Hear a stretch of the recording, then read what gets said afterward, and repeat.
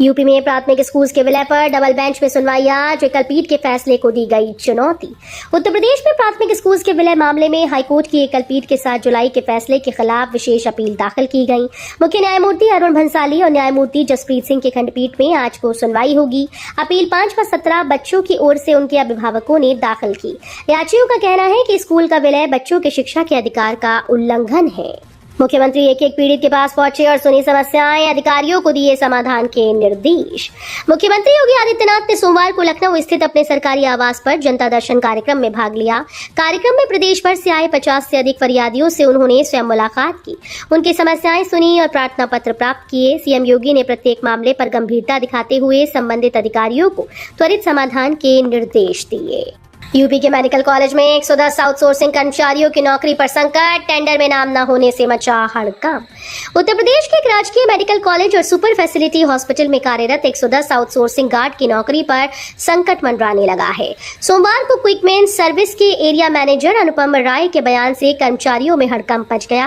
उन्होंने बताया कि हालिया टेंडर में इन 110 गार्ड के नाम शामिल नहीं है।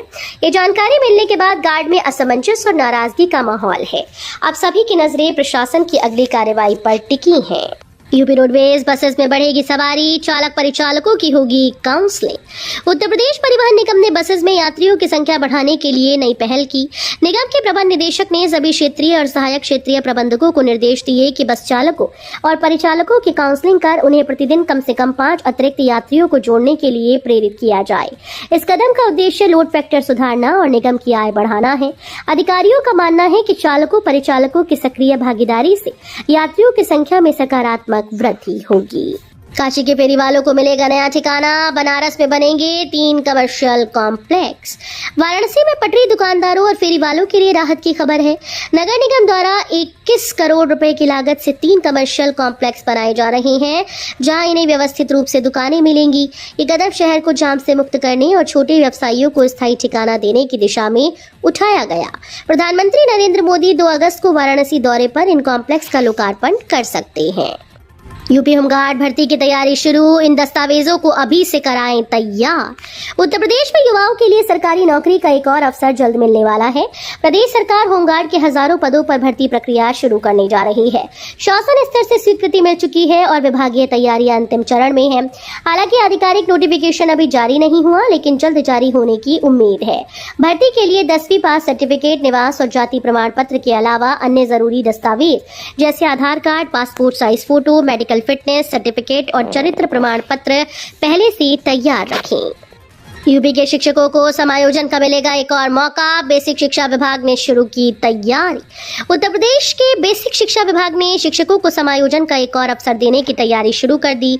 हाल ही में प्रदेश के 10,827 परिषदीय विद्यालयों के विलय और मरम्मत के बाद अब ऐसे सरप्लस शिक्षकों की सूची तैयार की जा रही है, जिन्हें उन स्कूल्स में भेजा जाएगा जहाँ शिक्षकों की कमी है।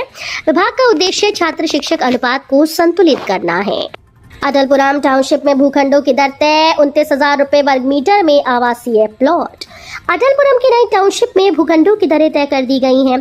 कमेटी ने रेट लिस्ट अनुमोदन के लिए एडीओ उपाध्यक्ष को भेजी है। अंतिम मुहर के बाद दरें प्रभावी हो जाएंगी। पहले चरण में सेक्टर 1 की बिक्री शुरू होगी, जहां आवासीय भूखंड 29,000 रुपए प्रति वर्ग मीटर मिलेंगे। सामुदायिक जन सुविधाओं के भूखंडों की कीमत आवासीय से 1.5 गुना यानी 45,000 रुपए वर्ग मीटर तय की गई। प्रयागराज में खुलेगा तकनीकी सेंटर, दिव्यांगों बुजुर्गों की जिंदगी आसान बनाएंगे स्टार्टअप्स। उत्तर प्रदेश के प्रयागराज में दिव्यांगों बुजुर्गों और विशेष आवश्यकता वाले लोगों के लिए एक बड़ी पहल की जा रही है। IIIT इलाहाबाद, STPI और STPI NEXT के बीच समझौते के तहत सहायक प्रौद्योगिकी में उत्कृष्टता केंद्र की स्थापना होगी। इसका उद्देश्य ऐसे स्टार्टअप्स को बढ़ावा देना है जो सहायक तकनीक पर काम कर रहे हैं। इन स्टार्टअप्स को रिसर्च फंडिंग, मेंटरशिप, परीक्षण और बाजार तक पहुंच की सुविधा मिलेगी। IIIT अपनी तकनीकी विशेषज्ञता से इनोवेशन को बढ़ावा देगा। सहारनपुर में बाढ़ का संकट, तूफान पर नदियां, गांव से कटा संपर्क। सहारनपुर में लगातार बारिश से हालात बिगड़ने लगे हैं। पहाड़ी क्षेत्रों से आए पानी के कारण गागरा सहित कई बरसाती नदियां उफान पर हैं। बेहट तहसील के मिर्जापुर थाना क्षेत्र में स्थिति गंभीर है, जहां नदी का जलस्तर खतरे के निशान से ऊपर पहुंच गया है। यूपी में पशुओं की बीमारियों से बचाने के लिए चलेगा टीकाकरण अभियान, मंत्री ने दिए निर्देश। उत्तर प्रदेश में पशुओं को संक्रामक रोगों से बचाने के लिए 15 दिवसीय विशेष टीकाकरण अभियान चलाया जाएगा।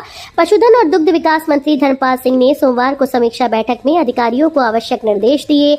अभियान के तहत नए पशुओं का टैगिंग व पंजीकरण भी किया जाएगा।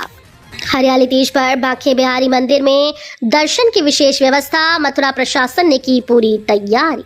मथुरा में 27 जुलाई को हरियाली तीज पर्व को लेकर जिला प्रशासन ने व्यापक तैयारियां की। ठाकुर बांके बिहारी मंदिर में इस दिन विशेष दर्शन होंगे, जब भगवान सोने चांदी के हिंडोले में हरी पोशाक में विराजमान होते हैं। भीड़भाड़ से बचने और श्रद्धालुओं की सुविधा के लिए मंदिर क्षेत्र को 17 पॉइंट में बांटकर 4 जोन में सुरक्षा व्यवस्था की जाएगी। आगरा रेंज एडीजी अनुपमा कुलश्रेष्ठ ने अधिकारियों संग बैठक कर सुरक्षा, यातायात और पार्किंग पर निर्देश दिए। यूपी में बिजली का निजीकरण करने के लिए भाजपा ने बिगाड़ी व्यवस्था, अखिलेश यादव ने सरकार को घेरा। समाजवादी पार्टी प्रमुख अखिलेश यादव ने प्रदेश की खराब बिजली व्यवस्था को लेकर भाजपा सरकार पर तीखा हमला किया। उन्होंने आरोप लगाया कि भाजपा ने बीते 9 वर्षों में बिजली व्यवस्था को सुधारने के बजाय बदहाल कर निजीकरण को बढ़ावा देने का काम किया। अखिलेश ने कहा कि बिजली उत्पादन नहीं बढ़ाया गया, जिससे प्रदेश में अघोषित बिजली कटौती हो रही है। मुरादाबाद में मंत्री के कार्यक्रम के दौरान बिजली गुल होने का उदाहरण देते हुए उन्होंने कहा कि अब खुद सरकार के सामने ही अंधेरा छा गया है। अलीगढ़ के 29 स्कूल्स पर गिरी गाज, बिना मान्यता चल रहे स्कूल्स को नोटिस और 1-1 लाख का जुर्माना। अलीगढ़ में बिना मान्यता के चल रहे स्कूल्स पर बेसिक शिक्षा विभाग ने सख्त कार्रवाई की। निरीक्षण अभियान के दौरान विभाग ने 71 अवैध स्कूल चिन्हित किए, जिनमें से 29 को नोटिस जारी कर 1-1 लाख रुपए का जुर्माना लगाया गया। बीएससी डॉक्टर राकेश सिंह ने बताया कि यदि 15 दिन में जुर्माना न भरा गया तो जिलाधिकारी के माध्यम से वसूली की जाएगी। उन्होंने स्पष्ट किया कि मान्यता रहित विद्यालय बर्दाश्त नहीं किए जाएंगे और बंद कराए जाएंगे। सुप्रीम कोर्ट में नहीं हो सकी 69,000 शिक्षक भर्ती मामले की सुनवाई, फिर मिली तारीख। उत्तर प्रदेश के 69,000 शिक्षक भर्ती मामले में सुप्रीम कोर्ट की सुनवाई एक बार फिर से टल गई, जिससे अभ्यर्थी हताश हैं। सोमवार को मामले की सुनवाई होनी थी, लेकिन नहीं हो सकी। कोर्ट ने अब अगली तारीख 12 अगस्त तय की। आरक्षित वर्ग की ओर से अधिवक्ता मनदीप कालरा ने केस मेंशन कराया था। ये मामला सितंबर 2024 से सुप्रीम कोर्ट में लंबित है और तब से लगातार तारीख पर तारीख मिल रही है। संभल की जामा मस्जिद पर दावा, हरिहर मंदिर मामले में अब 5 अगस्त को होगी सुनवाई। उत्तर प्रदेश के संभल स्थित शाही जामा मस्जिद को लेकर हरिहर मंदिर होने का दावा करते हुए दायर वाद की सुनवाई सोमवार को चंदौसी के सिविल जज आदित्य कुमार सिंह की अदालत में होनी थी, लेकिन अधिवक्ताओं की हड़ताल के चलते सुनवाई नहीं हो सकी। अदालत ने मामले में अगली सुनवाई की तारीख 5 अगस्त तय की है। याचिका में मस्जिद के स्थान को पूर्वकालीन हरिहर मंदिर बताया गया, जिस पर कानूनी प्रक्रिया चल रही है। 4 साल में गंगा को किया मैला, प्रदूषण बोर्ड ने जारी किया 2.60 करोड़ वसूली का आदेश। गंगा में गंदा पानी बहाने वाली एजेंसीज पर अब सख्त कार्रवाई शुरू हो गई। उत्तर प्रदेश प्रदूषण नियंत्रण बोर्ड ने सीवेज ट्रीटमेंट प्लांट संचालित करने वाली लापरवाह एजेंसी से 2.60 करोड़ रुपए की वसूली के आदेश जारी किए। ये पहली बार है जब जिला प्रशासन को रिकवरी नोटिस भेजकर पर्यावरणीय क्षतिपूर्ति वसूल कर 15 दिनों में विभाग के बैंक खाते में जमा कराने के आदेश दिए गए। 25,000 ऑटो चालकों की बड़ी टेंशन होगी दूर, नोएडा में जल्द लागू होगी नई परमिट व्यवस्था। गौतम बुद्ध नगर जिले में एक परमिट व्यवस्था बनाने पर काम शुरू कर दिया गया। परिवहन विभाग ने इसके लिए शासन को पत्र लिखकर मांग भी की। विभाग का कहना है कि सार्वजनिक परिवहन के रूप में ऑटो जिले में काफी महत्वपूर्ण भूमिका निभाते हैं। ऐसे में जिले में इन पर से परमिट की बाध्यता को खत्म करना सही रहेगा, जिससे कि हर ऑटो की पहुंच जिले के हर कोने तक हो सके। हालांकि इससे व्यवस्था न बिगड़े, इसका ख्याल भी रखा जाएगा। यूपी में बसे बांग्लादेश से विस्थापित परिवारों को भूमि स्वामित्व देगी सरकार। मुख्यमंत्री योगी आदित्यनाथ ने सोमवार को एक उच्च स्तरीय बैठक में पूर्वी पाकिस्तान से विस्थापित होकर यूपी के विभिन्न जिलों में बसाए गए परिवारों को विधि सम्मत भू स्वामित्व अधिकार देने की दिशा में ठोस कार्रवाई के निर्देश दिए। मुख्यमंत्री ने कहा कि ये केवल भूमि के हस्तांतरण का मामला नहीं, बल्कि उन हजारों परिवारों के जीवन संघर्ष का सम्मान देने का अवसर है, जिन्होंने देश की सीमाओं के उस पार से भारत में शरण ली और दशकों से पुनर्वास की प्रतीक्षा कर रहे हैं। यूपी में खेल अधिकारियों की बम्पर भर्ती, राष्ट्रीय अंतर्राष्ट्रीय खिलाड़ियों को मिलेगा मौका। उत्तर प्रदेश में 7 साल बाद खेल अधिकारियों की बम्पर भर्ती होने जा रही है। राज्य में 100 से अधिक खेल अधिकारी, सहायक खेल अधिकारी और उप खेल अधिकारी पदों पर भर्ती की जाएगी। खेल निदेशक आरपी सिंह के अनुसार प्रदेश के 85 से अधिक सरकारी स्टेडियम में कोचेस की भारी कमी है, जिससे ये भर्ती दूर करेगी। भर्ती प्रक्रिया के लिए आवेदन यूपीपीएससी और यूपीएसएसएससी को भेज दिए गए हैं। मुख्यमंत्री योगी आदित्यनाथ की मंजूरी के बाद यूपी ओलंपिक एसोसिएशन ने इस कदम का स्वागत किया। यूपी में धार्मिक स्थल पर टिप्पणी को लेकर भड़के कांवड़िए, बैरियर व पोस्टर को तोड़कर लगाई आग। यूपी के बस्ती जिले के कप्तानगंज चौराहे पर सोमवार को धार्मिक स्थल को लेकर की गई टिप्पणी के कारण तनाव फैल गया। ये घटना उस वक्त हुई जब कुछ युवक शौकिया तौर पर ताश खेल रहे थे। नाराज कांवड़ियों ने सड़क पर जमकर हंगामा किया, साथ ही तोड़फोड़ और आगजनी की। सूचना मिलते ही कप्तानगंज थाना पुलिस मौके पर पहुंची और दूसरे समुदाय के आरोपी युवक को गाड़ी में बैठाकर सुरक्षित स्थान पर लेकर गई। यूपी पंचायत चुनाव से पहले इस नगर निगम का बढ़ने जा रहा दायरा, इतने गांव जुड़ेंगे। यूपी पंचायत चुनाव से पहले अब आगरा नगर निगम का दायरा बढ़ने जा रहा है। नगर निगम में सीमा विस्तार की तैयारियां चल रही हैं। पिछली बार नगर निगम का दायरा 2019 में बढ़ाया गया था, तब 7 गांव और सिकंदरा औद्योगिक क्षेत्र को शामिल किया गया था। अब नगर निगम की सीमा में करीब 26 गाँव को शामिल करने की तैयारी चल रही है। महंगाई बेरोजगारी पर बने नीति, संसद सत्र से पहले मायावती की 2 टूक। मायावती ने सरकार और विपक्ष से पार्टी हितों से ऊपर उठकर देशहित और जनहित के लिए एकजुट होने का आग्रह किया और कहा कि संसद का ये सत्र महंगाई, गरीबी, बेरोजगारी, महिला सुरक्षा, आंतरिक और सीमा सुरक्षा जैसे गंभीर मुद्दों पर ठोस नीतियां बनाने का अवसर होना चाहिए। बसपा प्रमुख ने चिंता जताई कि पिछले सत्रों की तरह इस बार भी संसद में सरकार और विपक्ष के बीच टकराव, हंगामा और आरोप प्रत्यारोप हो सकते हैं। गाय पालकों के लिए खुशखबरी, यूपी सरकार दे रही 80,000 रुपए तक की मदद।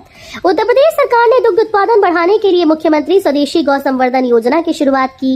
ये योजना नंद बाबा दुग्ध मिशन के अंतर्गत संचालित की जा रही है। इसका उद्देश्य प्रदेश के पशुपालकों को स्वदेशी उन्नत नस्ल की गाय पालने के लिए प्रोत्साहित करना है। सरकार गाय खरीदने पर प्रति यूनिट कुल लागत का 40% या अधिकतम 80,000 रुपए तक की आर्थिक सहायता सीधे लाभार्थी के बैंक खाते में देगी। अब स्कूल्स में जाकर बच्चों के आधार बायोमेट्रिक अपडेट करेगी सरकार। सरकार अब स्कूल्स में जाकर बच्चों के आधार कार्ड का बायोमेट्रिक अपडेट करेगी, यानी अब अभिभावकों का आधार के चक्कर में नहीं लगाना पड़ेगा। दरअसल unique identification authority of India schools में जाकर बच्चों के आधार के बायोमेट्रिक को अपडेट करने के लिए एक प्रोजेक्ट शुरू करने जा रहा है, जो अगले 2 महीने के भीतर चरणबद्ध तरीके से शुरू होगा। इस काम के लिए स्कूल्स में कैंप लगाया जाएगा।